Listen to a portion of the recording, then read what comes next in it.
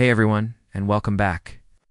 In this video, I'll show you how to precisely measure distances and calculate the area of any piece of land using Google Maps. First, open Google Maps on your computer, right-click on your starting point on the map.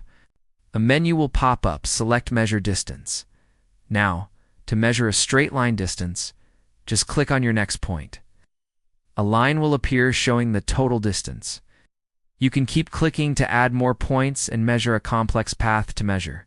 An area, like a field or a property boundary, click around the entire perimeter. When you connect back to your starting point, Google Maps will automatically calculate the total area in both square feet and square meters for you.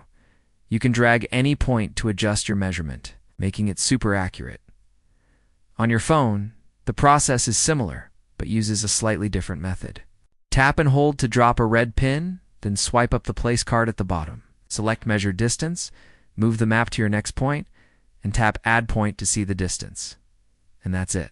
You can now measure any distance or plot of land directly in Google Maps.